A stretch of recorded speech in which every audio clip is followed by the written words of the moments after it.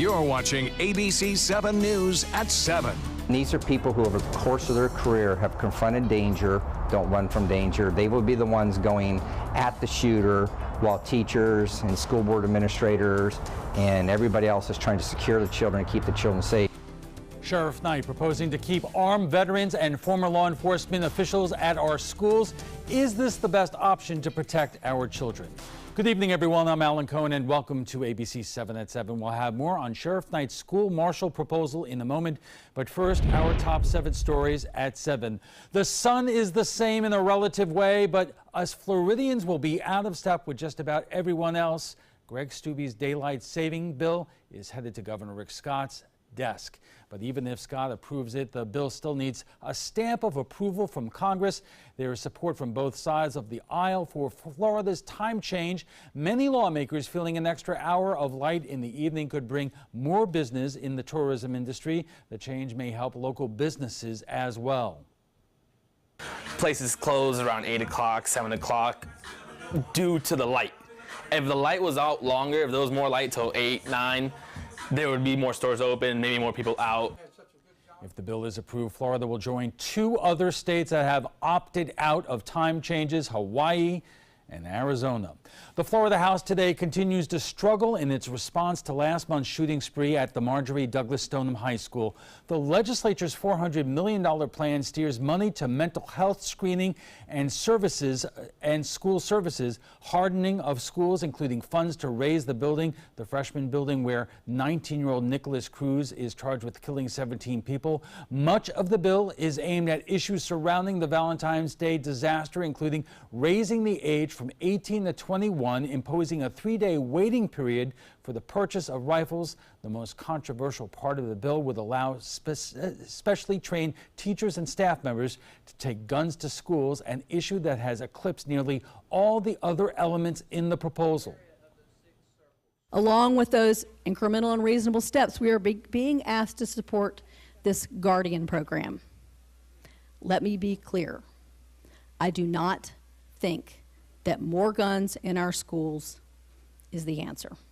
I just can't imagine that Nicholas Cruz can commit such a heinous crime, and then, as a result, we tell potentially a 20-year-old single mother living alone that she cannot purchase a firearm to defend herself in the state of Florida. Within the past few minutes, the House did pass a school safety bill that includes new restrictions on rifle sales and a program to arm some teachers. We'll have more on this coming up tonight at 11. Florida legislators say they have reached a deal on a new state budget. House Speaker Richard Corcoran didn't give any details on the deal, which was reached behind closed doors. That means lawmakers will have to extend their annual session past Friday. Republican Senator Tom Lee, however, suggested on Twitter that the budget deal was not reached in order to ensure some legislators would vote for a contentious gun bill. New details in the indictment of the accused Parkland school shooter. Today, a grand jury indicted Nicholas Cruz on 34 counts of premeditated murder and attempted murder in connection with the shooting rampage that left 17 people dead February 14th. The 19-year-old was charged with 17 counts of premeditated murder in the first degree and 17 counts of attempted murder in the first degree. He has been segregated from other inmates at the Broward County Jail. Cruz's public defenders say he is willing to plead guilty to avoid the death penalty. The hunt continues for Northport's next police chief. Northport's chief Kevin Vespia retires at the end of the month. 60 people applied for the position. The field was narrowed to 6, but 4 of the candidates dropped out. Left with few options, the city manager decided to start the search all over again. It wasn't necessarily that they weren't good. It was just he didn't feel it was the best fit for us. The city manager hasn't announced who will serve as the interim chief. It could take 4 to 6 months to find the ideal candidate for the job. 3 mail trucks caught fire at the mail processing center on Talavas Road near the airport this morning. The cabs of the 3 trucks were damaged, but fortunately no mail was in any of the trucks at the time. The cause of the fire is undetermined, but is not believed to be arson, and no injuries were reported. Good news for Florida students, as the Sunshine State has been ranked the best state in the nation for higher education for the 2nd year in a row. That's according to U.S. News and World Report. The ranking was determined based on several factors, including the time it takes Florida students to complete a 2- and 4-year higher education program, the cost of tuition and fees, and the burden of debt for college graduates. Now let's head over to the person that we believe is the best chief meteorologist in the entire nation. ABC7's chief meteorologist Bob Harrigan with the first alert forecast. That's some toss, Alan. Thank you very much for all the accolades there. But I tell you what, we are looking at a beautiful, beautiful couple days coming up. Lots of sunshine around, but it will be cooler than average. 61 degrees right now. It's a little bit chilly out there, really, with a northwest wind at 9 and temperatures into the low 60s right now, even some upper 50s inland. The dew point temperature is really low, making the humidity much lower, and drier air has settled in. 58 degrees now in Jacksonville, 64. In Orlando, it's 72 now in Miami, and as far as the winds go, they're out of the west-northwest, a little brisk along the area beaches. So if you're out there on the Key at Siesta Key or Longboat Key or even Lido, it's feeling a little bit chilly out there right now. And as far as the winds go, in Venice, 13 miles an hour, Northport at 11 and 14 in Placida. And we're expecting low temperatures tonight in the 40s in some places. We'll show you that just a little bit. That front made its way through early morning, right around 3, 4, 5 o'clock in the morning, then a few lingering showers after sunrise, and all that rain now down to our south in the Keys and the Florida Straits. This front will continue to move down south into Cuba. Nothing going on here now. It's going to stay dry, too. We still have a small craft advisory in effect for coastal waters until 9 o'clock tonight. That will be expiring, and then we'll see a little bit of breeze tomorrow. Not as bad as today for boaters, so keep that in mind. We had a red flag warning earlier for inland counties due to the low dew points. And here's a look at some of the lows tonight. It looks like Northport, you'll be right around 47 to start things off, and into the low 50s right along the coastline there. Venice 52, 48 at Lakewood Ranch, and 55 Longboat Key, 56 Anna Maria. Even colder still tomorrow night, as low temperatures are expected to be into the mid-40s everywhere, upper 40s along the area beaches too. And my kid in New York reminds me he'll trade that in a minute. Yes. I'll tell you, big storms coming over the Northeast, yes. Oh, just wonderful. Thanks a lot, Bob. And still to come is arming veterans and former law enforcement officials in schools, the solution to protect children at school, when we come back.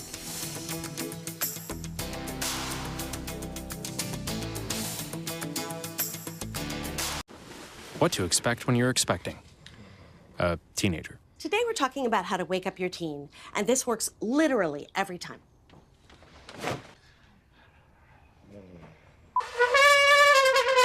Good kisses. Good kisses. You heard how loud I heard. It wasn't you. It was the... Is that bacon? You don't have to know it all to be a perfect parent. Thousands of teens in foster care will love you just the same. Rugs as Art. You know the name. You know the building.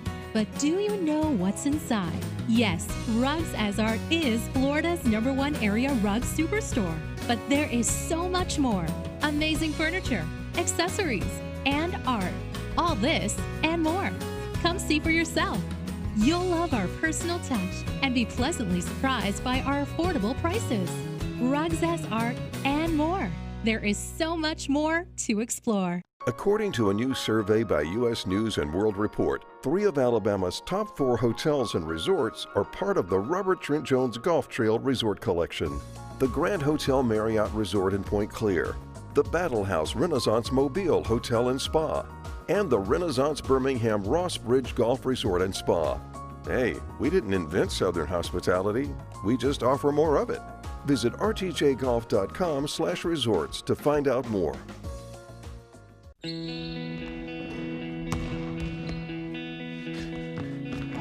I just need a second. Is your weight holding you back and affecting your health? Did you see this? Your cousin had a heart attack. Really? Excess weight or obesity can be serious, but you can do something about it. Visit yourweightmatters.org. Download the free toolkit to prepare you to speak with a healthcare provider. Your weight does matter. Accept the challenge and take charge today. Visit yourweightmatters.org. ABC7, your Suncoast News. We're here for you. Watch ABC7 wherever you are, on our live stream, on mysuncoast.com, on the ABC7 My Suncoast app, powered by the Eye Associates, providing sight for life, featuring traffic maps and live radar, dining with recipes, and My Suncoast Restaurant Guide. Visit mysuncoast.com. Click on the Apps tab to download the ABC7 My Suncoast app for Apple and Android. Get breaking news alerts focused on the Suncoast. Download the ABC7 News app. How do we keep our kids safe at school? Endless possible solutions are being debated nationwide. Sarasota County's own Sheriff Tom Knight is offering his own unique plan. ABC7's Jess Dowdrick joins us now to explain what his idea entails. Jess. Alan, it's called the Sarasota County School Marshal Security Opportunity. Sheriff Knight wants to put retired law enforcement officers and veterans in schools, armed to defend against an active shooter or any threat to student safety. Brian Jacobs is a veteran. He also helps others who served overseas find their place in society when they return home. Children should be able to go to school safe, and veterans, they're looking for a reason to serve again. Jacobs estimates that between Sarasota and Manatee counties, there are 90,000 veterans looking for work. He says protecting students in schools would give those veterans a purpose again. As long as there's going to be statues of protection of the veterans that are going to be serving, I say why not? I say give them a reason to serve their community. Most veterans have, all the tactical weapons training and all the backgrounds to already fill these positions. Sheriff Tom Knight has been working on a plan since the Sandy Hook school shooting that would take retired officers and veterans, arm them, train them, and put them in schools to protect our students and faculty. In this community, I have more retired police officers call me and say, what can I do to help? Every year, Sheriff Knight says he has 70 retired officers come out for a concealed weapon recertification class that he does as a thank you to those who served. That's at least 70 qualified candidates for the job. And it's important for us to understand that these police officers have strategic tactical training. They have the ability to go on campuses with their training, and they are armed. They do have weapons. The issue is right now, Florida law does not allow anyone aside from law enforcement officers to carry a concealed weapon on campuses. Sheriff Knight says he's talked to State Senator Greg Stubbe about adding an exception to that law for these retired officers and veterans. And these are people who over the course of their career have confronted danger, don't run from danger. They will be the ones going at the shooter while teachers and school board administrators and everybody else is trying to secure the children and keep the children safe. Sheriff Knight proposes these retirees to be dressed in street clothes to blend in with others on campus and have a concealed weapon. The other option, according to the school district, would be for these armed retired officers and veterans to not conceal the weapons, but carry them openly. To me, there's real benefit in whoever's providing that armed security of having not only that person visible, but their firearm visible. You want people to know, especially somebody who has bad intention, I think you want them to know that this isn't a gun-free zone and you could be confronted by somebody with a firearm. And that, Assistant Superintendent Scott Lempe says, is not against the law. Right now, today, if we, for example, were to contract with a company that was armed security, they could walk on a campus with an open carry weapon. Lempe says Sheriff Knight's plan is something that school board is looking at implementing in the schools. Anything that is focused on improving the quality of safety and security of our schools, we're in favor of and needs to be explored regardless of who it comes from or what the nature of the plan is. I think there are probably three options. One is to expand the presence of SROs, and we have a wonderful relationship with local law enforcement today. Two would be to move to kind of the other end of the spectrum and look to an armed security guard, kind of like the Whack and Hut companies provide, although they be employees of the school board, a Class G security license kinds of people. And I see the sheriff's plan is kind of in the middle of those two things. Sheriff Knight proposes that the sheriff's office would provide the 4 to 8 weeks worth of training for these retirees, but that the school district would fund the positions. The officers, Sheriff Knight imagines, would be district employees. These are retired people. They won't work weekends, they won't work summer times. They'll be on the campuses when the campuses are open for the children to be there, and they'll simply go home at the end of their time on the campuses. While the district supports the possibility, not everyone does. That's a bad idea. We do not need more guns in schools. Members of the Democratic Party of Sarasota County see the solution to gun violence on school campuses is getting more laws passed that they call common sense gun laws. We ban assault weapons, and number one, mental help for people. We just need to do common sense. And putting more guns in schools is not the answer. Why should our children be afraid to go to school? It's just not right.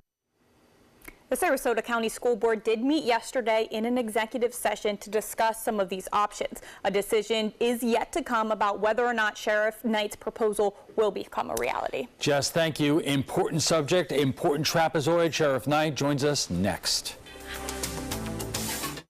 Alex Karras Lincoln's 40th anniversary sale. Please join us in welcoming the two newest additions to the Lincoln lineup, our flagship luxury sedan, the 2018 Lincoln Continental, and the totally redesigned 2018 Lincoln Navigator, featuring 450 horsepower, 10-speed transmission, and many best-in-class features. Alex Karras Lincoln, where our mission statement is consistent commitment, every client, every time. Located 2 miles north of the Sarasota-Bradenton Airport on US 41.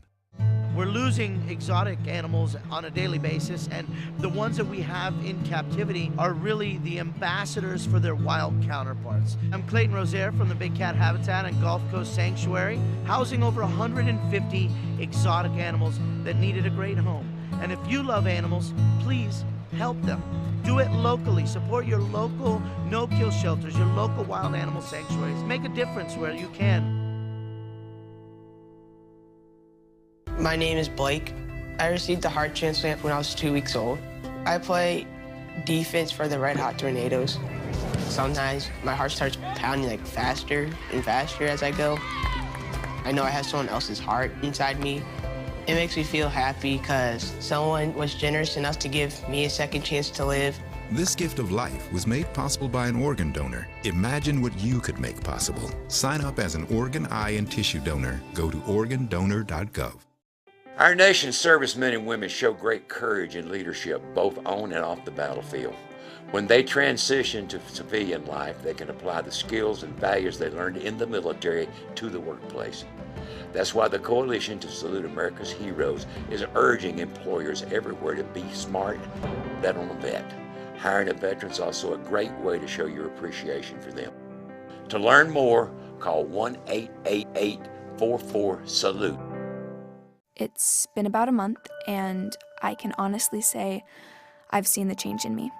I went from being a depressed girl who didn't want help to this happy, caring girl who loves helping other people. I just really hope that people that went through what I went through get the help that they need, because their story is important and they are loved. Thank you so much for everything.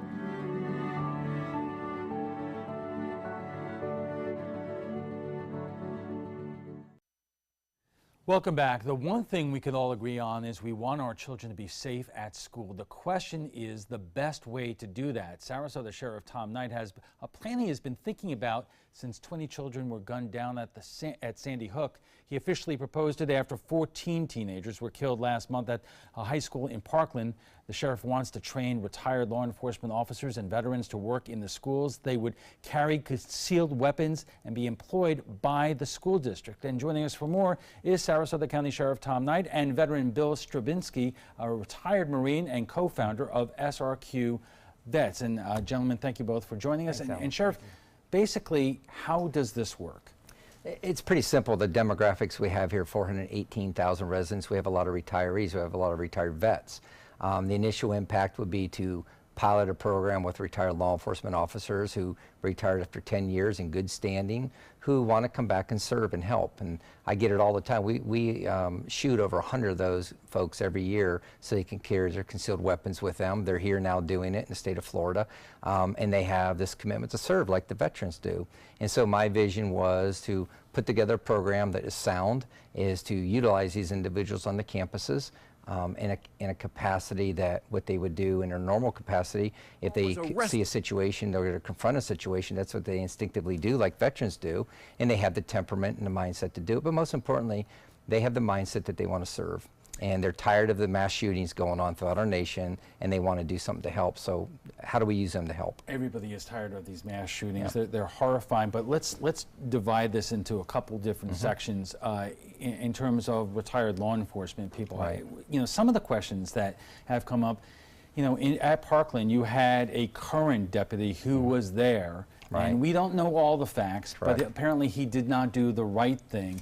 So just having an armed deputy or retired deputy is not necessarily going to be an effective way to stop a shooter. You're exactly right, and you can never count on human behavior, what they're going to do in a sign of crisis, but I know my 31 years I've confronted danger, and I was in Miami during the riots, and I'm sure this young man has confronted danger as a veteran, and I think fully that veterans and law enforcement officers who are retired maybe not all act the same way, but they have the temperament to most times confront. And so we'll find out what happened down there eventually. One thing we do know what happened down there was a green and white car on that campus, and it didn't stop a shooter from coming on the campus. So what can we do differently? What do we know? And what are some of the things we can change and maybe do differently? It isn't perfect, nor is my plan perfect, but what is an opportunity to take advantage of? And Bill, you and I have talked, and I know that as a vet, a combat-tested vet, you think that this may be a good idea and that some of your fellow vets may be up to the task, but you also have some questions about it. I mean, I do believe, just as the sheriff was saying, that veterans and law enforcement are up to task to do it. They were trained to do this. I know at 18 years old, joining the Marine Corps Infantry, we were trained to handle these stressful situations. I think that there is a fair comparison to be made that being a combat infantry Marine is an extreme side of life, and then coming back into the civilian world, being somebody with an opportunity to stop violence like this at a school, it's going to ask that person to take a step back before shooting first and asking questions later. So I think the issue is going to be is finding the appropriate people to do it, getting the appropriate training, and making sure that they're of right sound in mind. It shouldn't just be a blanket or a black and white, we're going to stick a vet or a law enforcement person there. We have to find the right person. We're going to get more into that, but essentially your point there is when you are a Marine or any other combat soldier, you are trained first to shoot and ask questions later, and that is not necessarily the tactic you want to take in the school setting. Well, you can't. You have to, okay, so when you go into the military, it's an extreme lifestyle, and you have to understand that when you transition back, you have to taper some of that. There has to be more thought to your actions instead of just a reaction and then figure out what happened afterwards. Okay, we are just getting warmed up, and we'll have much more on Sheriff Knight's school security plan right after we check the first alert weather, so stay with us. Hi, I'm Chef Bob. Watch Aprons in the Kitchen every Wednesday morning on ABC7, where we'll be serving up the most awesome dishes. Then stop by your neighborhood Publix, pick up the recipe card and all the ingredients. Are you a soccer mom or dad? Regardless of their age or experience level, when your kids play soccer or any other sport, there's one person on the sideline who is key to help recognize and seek medical care for sports-related concussion. It's you. You need to know the signs and symptoms of concussion, and you need to act if you think your child has been injured. Remember, when in doubt, sit them out. To learn more, go to cdc.gov/concussion.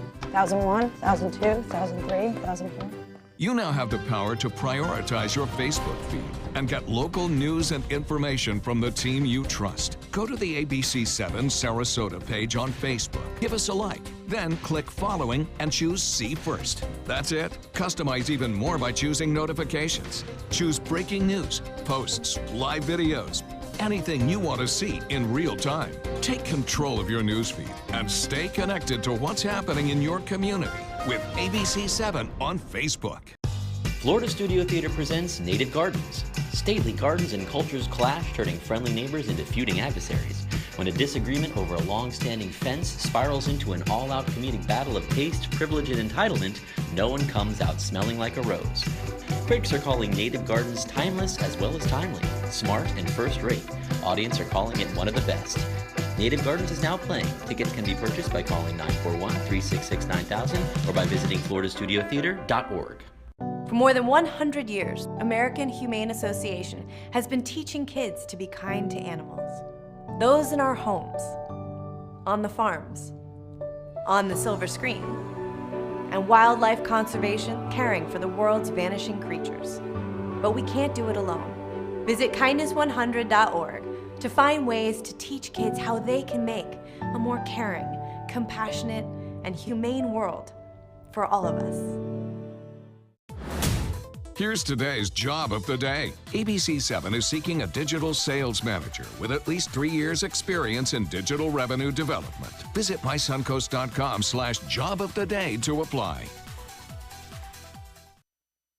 Our conversation on Sheriff Knight's school security plan continues right after we get the check on the first alert forecast with Chief Meteorologist Bob Harrigan. Bob. Thanks, Alan. And we are looking at some wavy conditions out there in the waters today. Rip current advisory. We also had a small craft advisory. You can see those higher waves moving onshore due to that west to northwesterly wind flow. Nice sunset tonight. It has been nice out there, but unfortunately, red tide is back. It's growing from the south northward now into South Sarasota County for the most part. The reports are medium to low, and medium can actually cause fish kills. And you can see right there the orange and yellows indicating low to medium concentrations of the red tide, which is an irritant and toxic to fish, obviously, in the waters there. Background to medium conditions, 22 samples taken showing up with those levels. So again, Titan radar picture showing no rain around here. We had a few showers earlier today, right around 4 or 5 o'clock, and then a few lingering after 7 and 8. But for the most part, the rain was rather light and not very strong at all as far as the storms were concerned. 61 right now. Winds out of the northwest at 9. The pressure on the rise, 30.02 inches. The high today, 73. Not bad. And the low this morning was 64, but that'll be changed as temperatures are expected to drop before midnight tonight. 41 on the dew point, and that means temperatures will be on the chilly side to start things off on Thursday morning. We're talking low temperatures in the mid to upper 40s inland and in the low 50s right near the area beaches. We'll have a north wind all day tomorrow at the surface, and that will allow temperatures only to warm into the mid-60s for highs. So high temperatures well below seasonal averages. Our normal high, 75 degrees. We just saw that, and looks like highs tomorrow will only be around 65 degrees for most areas. Tomorrow night and Friday morning will be the coolest with this particular cold front. With low temperatures everywhere in the mid to upper 40s, even near the area beaches. We'll warm up a little bit on Saturday, and then another storm system starting to gather out into the west there. You'll see it on Friday in the western Gulf of Mexico. Will bring us a chance for some rainfall on Sunday afternoon, Sunday night, and into Monday morning. Tomorrow looks to be cool, as I said. We'll see some high clouds streaming on by at times, but generally sunny skies anticipated throughout the day with a bit of a breeze out of the north. And as far as the temperature forecast goes for tonight, we'll see low temperatures in the low 50s. By 8 o'clock, we'll warm up a few degrees into the mid 50s there. So for drop-off for kids to the schools, looks to be on the cool side. And it stays pretty cool throughout the afternoon. High temperatures only in the low 60s. And then again, for Friday morning, temperatures dropping down into the 40s across the entire west central coast of Florida. So that'll be the coldest morning. And then we'll see another chill on Monday, but nothing like they're going to see over the northeast. Get a look at this. This is that major winter storm moving through on Friday, and then another one gathering on Monday. Get a look at this. This will be the third major snowstorm in less than 10 days to hit the northeast. And Monday, it starts to gather, bringing heavy snowfall into New York, Vermont, New Hampshire, Massachusetts, and Maine, even into Ohio getting in the act once again. So winter not over. And there's another one, I think, that will come down behind that one in a few days afterward. Temperatures right now in the 20s and 30s over the Great Lakes. So winter still holding on strong across much of the Great Lakes and the northern plains and throughout the northeast. For boaters tomorrow, not nearly as windy. Northwest winds at 15 knots, and seas will be running 2 to 4 feet, so still a bit of a breeze out there with a moderate chop in the bays and inland waters. The 7-day forecast shapes up to be a cool one. Mid-60s on Thursday, upper 60s Friday. Back to average for one day on Saturday. And we warm up just a little bit on Sunday. A 70% chance for showers late in the day, and Sunday night we could see a few isolated thunderstorms here. Kind of lingers a little bit on Monday morning and then cools down as yet another cold front slips through on Tuesday. Alan will be back with his guests right after this. Stick around. My name is Stefan Campagna. We're Ben Gates and Dramus, and here is your law tip of the week. If you've been injured in a car accident, the state of Florida only gives you a specific amount of time to file a claim. So act now, give us a call. This is an important medical announcement. Bard IVC filters have been linked to punctured veins and problems with migration. Anyone who's received a Bard IVC filter must receive medical monitoring and may be entitled to substantial compensation. If you have the Bard Recovery G2 or G2 Express filter, you are in a class of patients who should be compensated for some expenses. Call now for a free assessment of your case and potential money damages. This call is confidential. There's no cost and you may be eligible. Juries have awarded millions of dollars to people who should have been warned about the risks of the Bard IVC filters. Call the IVC Filter Hotline if you or a loved one has received an IVC filter and experienced a vein puncture or required medical monitoring. You must call now. Call 800-329-3089, 800-329-3089.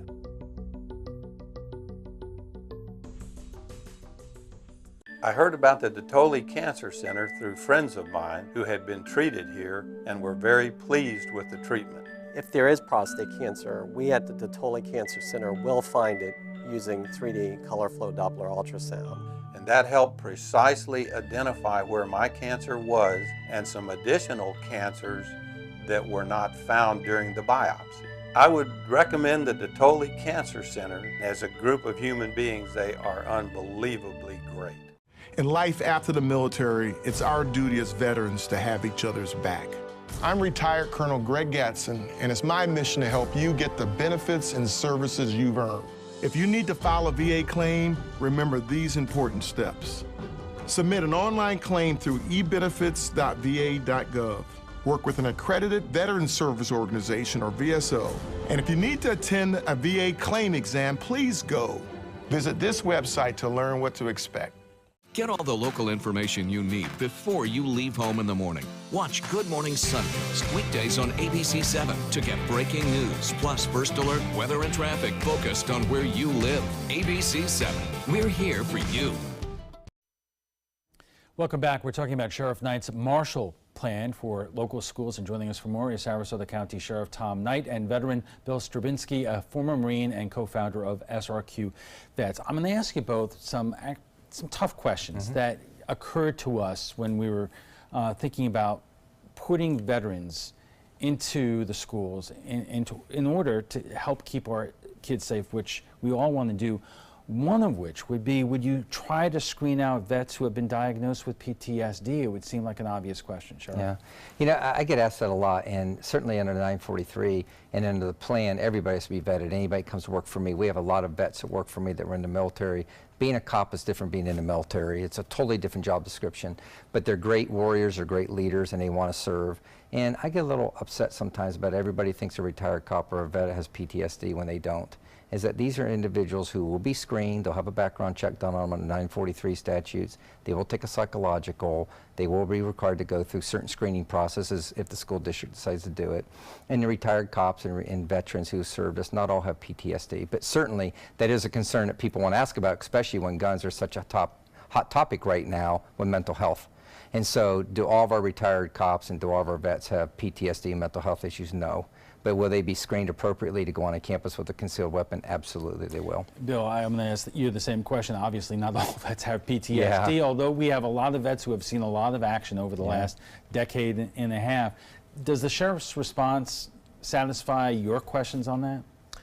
I mean, I'm in agreement in regards to you have to vet, you have to train. I think that's the appropriate measure that you take, because again, in regards to a veteran, the transition going into the civilian world, you have to reprogram, or at least try to find a way. I'll say from a personal perspective and from the knowledge of working with veterans, we have a strong passion to continue to serve.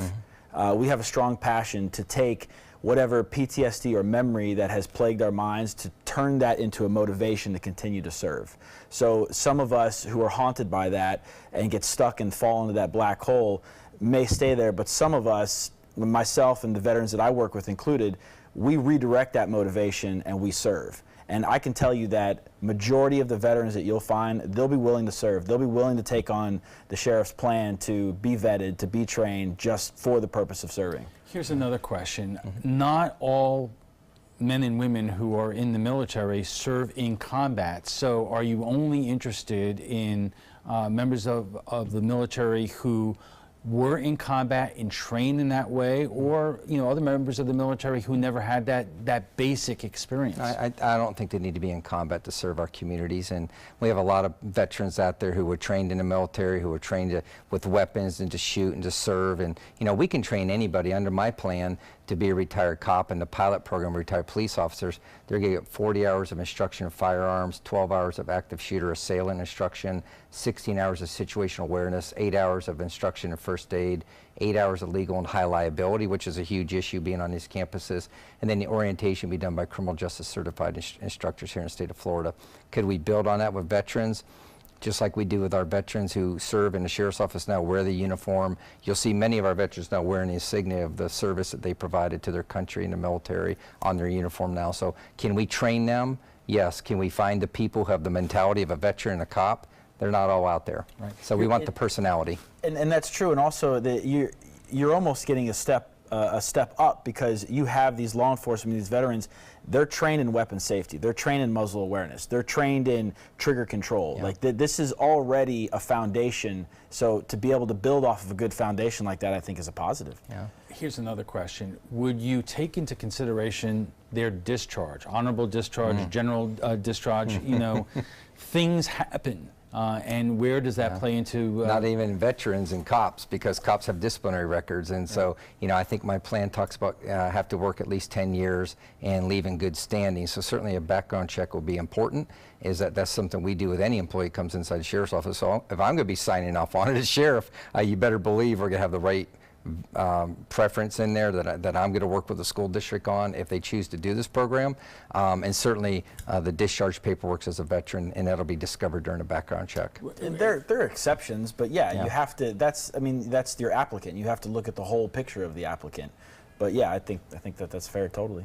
Let me ask you about something that I often hear from law enforcement officers when the question of whether it's former military or law enforcement or arming teachers comes into effect, that they're concerned that when police get a report of an active shooter and they rush to a scene, they're looking for an active shooter. Right. When you add the element or the possibility of more people with firearms, and so in the fog of confusion in situations like that, doesn't it make a situation potentially more dangerous?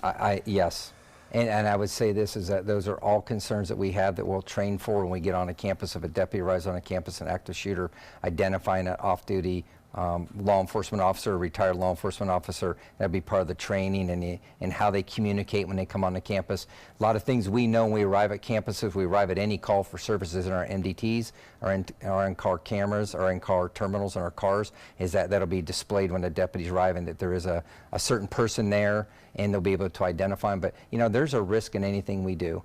And unfortunately is that, if I am concerned about litigation, about every decision I make, we won't be able to do anything, we'll be paralyzed.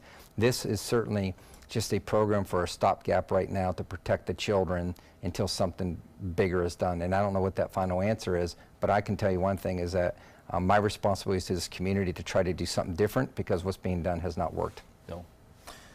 In regards to the first question, yeah, naturally it's a horrible situation to be in, but unfortunately to protect, you have to combat it with a responsible person who knows how to put rounds down range and on target. But that's why you train them, and you have to and that becomes a resource issue, and you have to get the resource issue. So you do some CQB training, some close quarters battle training, where you put these scenarios out there so that you can train that trigger control.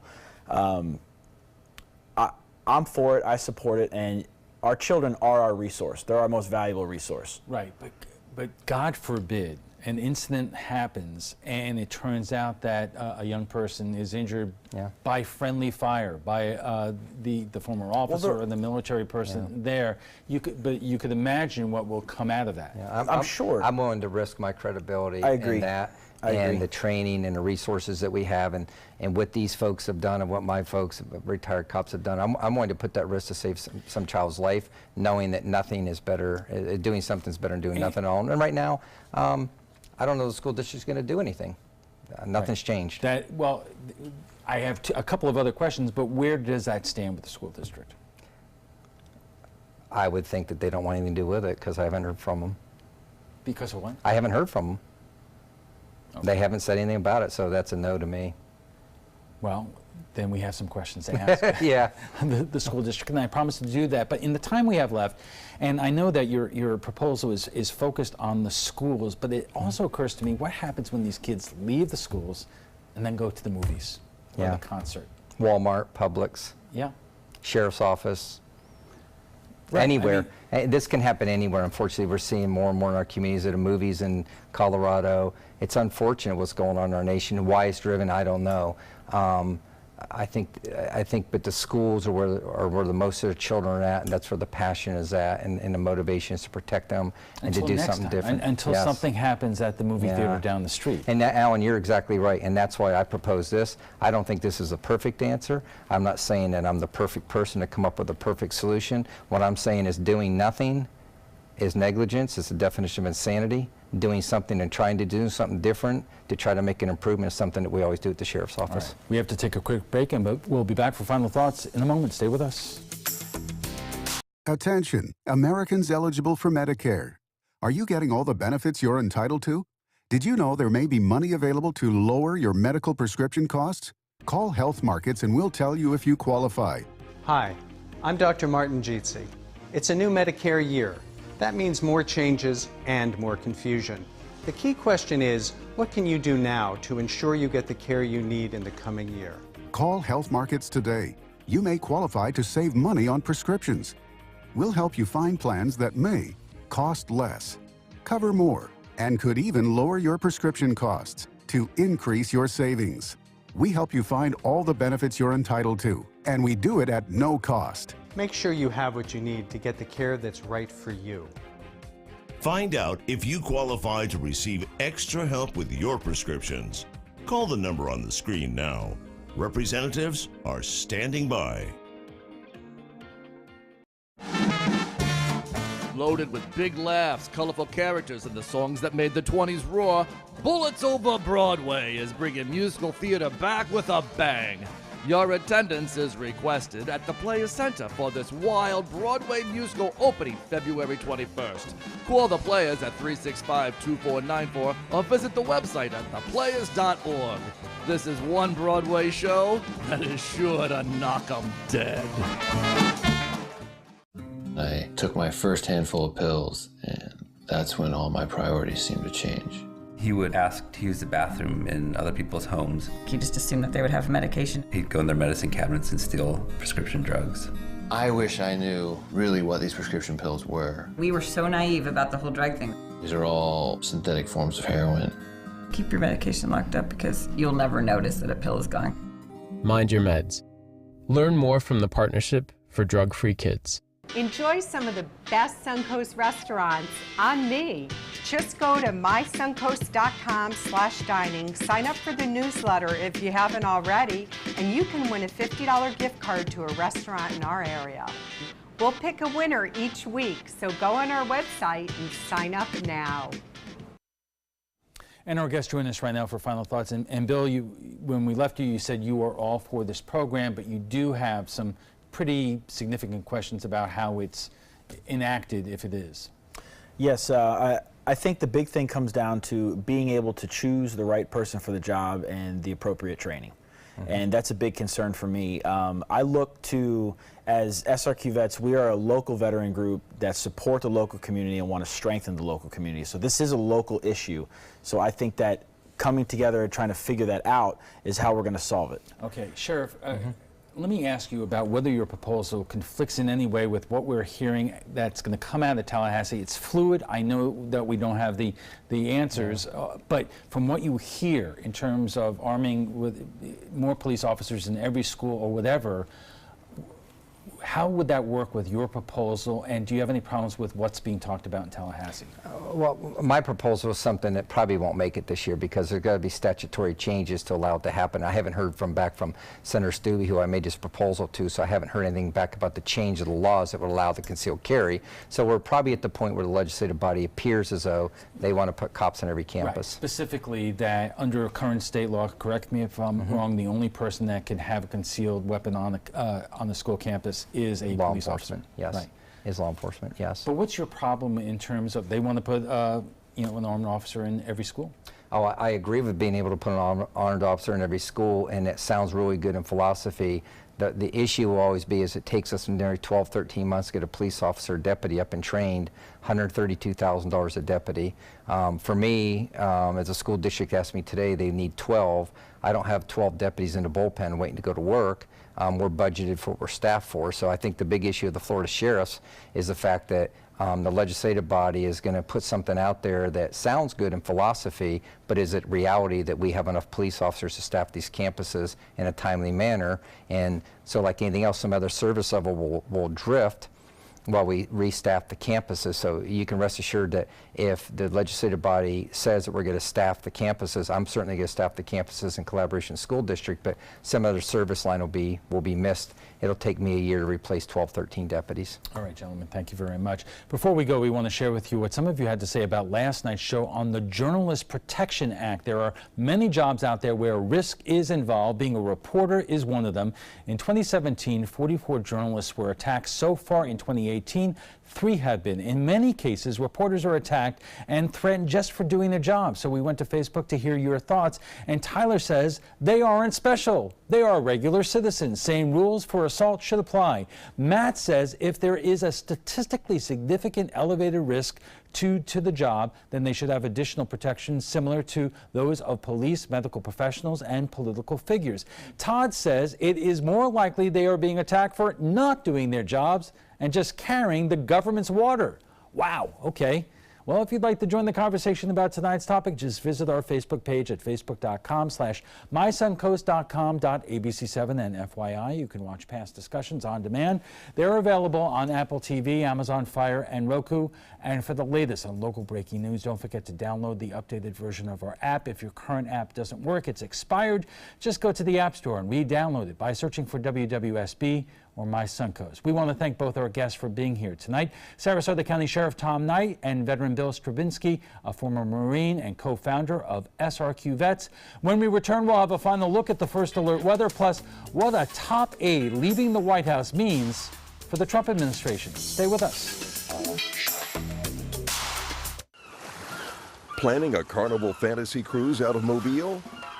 Then check out the park and cruise packages at the luxurious Battle House and Renaissance Riverview Plaza hotels. Stay at the Battle House for $169 per night or the Riverview Plaza for just $149 per night, and leave your car for the duration of your cruise. Includes transportation to and from the cruise terminal. If you're cruising out of Mobile, come stay with us. Call 1-800-MARRIOTT or visit Marriott.com now. One of the motivating factors for me to become a Big Brother was that I was mentored as a youth. And it was important for me to kind of pass forward the things that were kind of given to me. It's really just as simple as getting to know a kid. You don't have to be an athlete. You don't have to be rich. You don't have to have any of those other things. You just have to be willing to spend a little time and help mold some young person's life.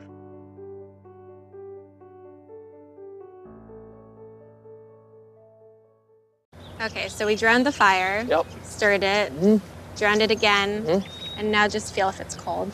Yeah. Cool.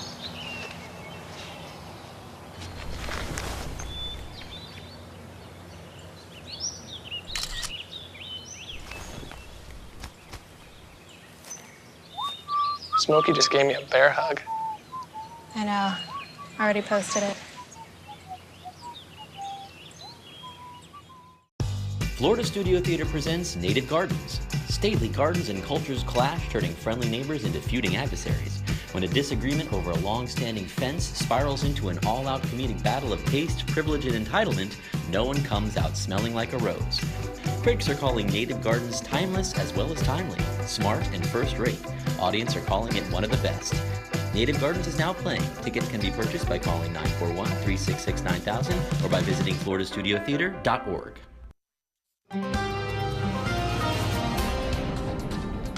Well, the Titan radar picture not depicting any rainfall around this evening. Things are quiet here now compared to last night. We had some showers during the early morning hours on this day. Now that rain has since moved down to the south. There are some showers still lingering in the Florida Straits and near the Keys.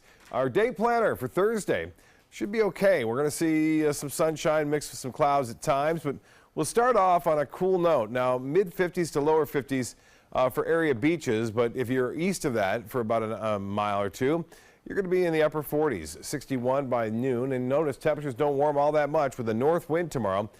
It will make it feel even cooler, so dressing the kids up for school tomorrow, you're going to want to keep them with a jacket or sweater throughout the day. Even during recess, it'll be kind of chilly out there despite the presence of sun. Right now it's 61 degrees and clear skies in Sarasota, Bradenton, and in Venice right now. 64, a little bit closer to the coast there. And temperature's a bit warmer, but still.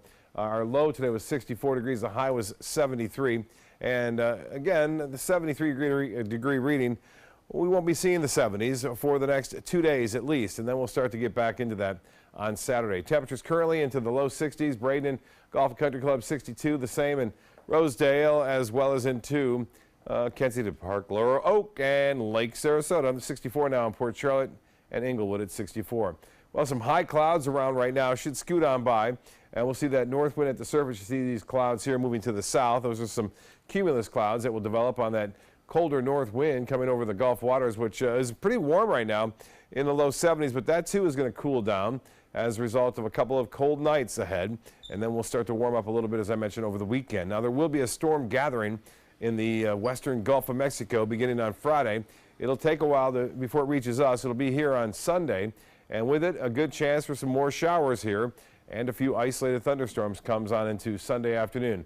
So temperatures tomorrow do not warm up all that much. They'll stay pretty chilly. In fact, by 7 o'clock tomorrow night, we'll be into the upper 50s, and as I mentioned, no real threat of any rainfall, but boy, look at this. The nasty weather over the Northeast. This past weekend, they saw a huge snowstorm and blizzard and nor'easter, and this is what we see right now. Snow falling heavy in New York, Vermont, New Hampshire, and then there it goes, the second in a series of nor'easters, and a third one on the way on Monday and Tuesday. It starts to gather strength on Monday, really picks up on Tuesday, and dumps heavy amounts of snow, possibly up to a foot in some areas over the northern New England states. Now, temperatures currently 37 in Boston, Toronto at 34, Columbus just 2 degrees cooler, now at 32 degrees, and 21 in Bismarck. Temperatures warm up in Denver, 48 there, and in Dallas, 58 degrees our current temperature, 50 in Oklahoma City. For boaters tomorrow, not as bad, but still a bit of a breeze out there. Northwest winds at 15 knots, and seas will be 2 to 4 feet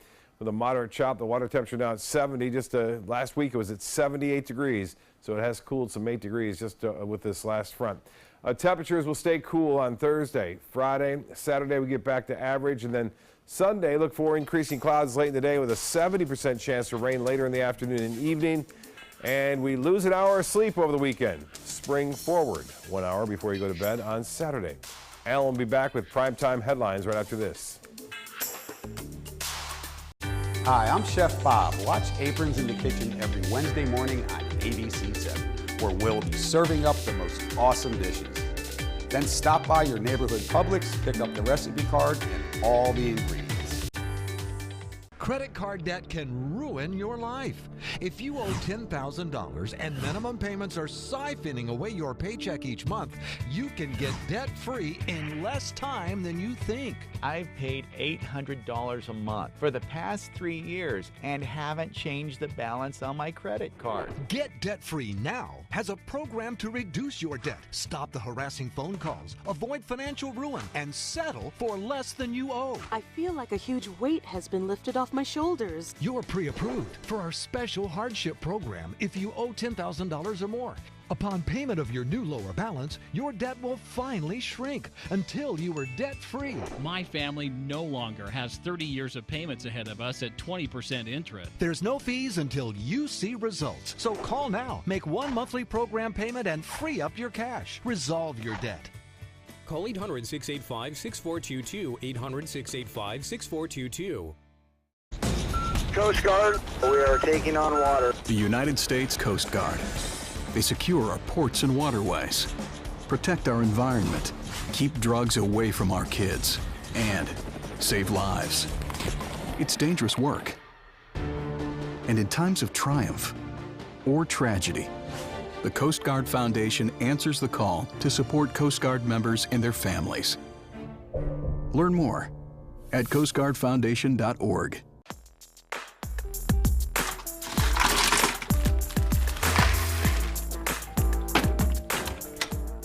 Thank you.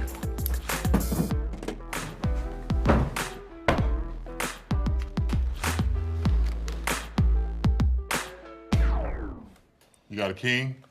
Go fish! In your face, in your face, It only takes a moment to make a moment. Take time to be a dad today. Soldiers in the Army National Guard live up to a set of time-honored principles. I will always place the mission first. I will never accept defeat. I will never quit. I will never leave a fallen comrade. Learn more at nationalguard.com. Checking primetime headlines now to the White House and the major departure of another of President Trump's top staffers. His chief economic advisor is resigning from his White House post, prompted by a dispute over the president's plan to impose tariffs on imports of steel and aluminum. ABC's Stephanie Ramos has more from Washington.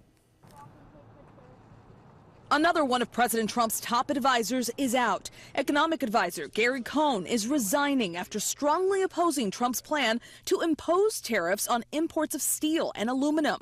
White House Press Secretary Sarah Sanders says there is no lack of options to replace Cohn. The president's got a number of people that could potentially fill that role. Cohn almost resigned last summer, upset by the president's response to the deadly violent clashes involving white nationalists in Charlottesville, Virginia. But you also had people that were very fine people on both sides. But Cohn stuck it out until Tuesday. On Capitol Hill, there is concern about Cohn's departure. I'm concerned at who the president will turn to for advice. I think Mr. Cohn was an outstanding public servant. Everybody wants to work in the White House. Democratic leader Senator Chuck Schumer disagrees. One of the problems here is the White House is getting hollowed out. They seem unable to recruit new people to take these jobs. As for the administration, Sanders insists they still have a strong bench. It's not abnormal that you would have people come and go, but we're continuing to do great work. We're continuing to focus on the president's agenda. Gary Cohn is expected to leave the White House in the next few weeks, and sources tell ABC News several White House staffers have been terminated or reassigned for issues related to their security clearances. Stephanie Ramos, ABC News, Washington. Porn star Stormy Daniels is suing President Trump regarding their alleged affair. Daniels claims Trump's personal attorney forced her to sign a non-disclosure agreement, and coercive techniques were used against her as recently as last week. Trump's attorney Michael Cohen has stated that he wired Daniels $130,000 but denies Trump and Daniels had an affair. Daniels' lawyer is saying at the end of February, Cohen intimidated Daniels into silence and, quote, shut her up. More than 50 million people from Maryland to Maine are under winter storm watches and warnings. A few inches of snow already have been reported in parts of Maryland, Pennsylvania, New York, New Jersey. And as Bob just said, another storm may be hitting tomorrow, another one early next week. And as a reminder that you can track that storm all on our ABC7 weather app. And that's all the time we have for this evening. I'm Alan Cohn. Thanks for joining us. Have a great night. And we leave you with a shot of snow flurries coming down in New Jersey, where my kid is thinking it's not baseball season.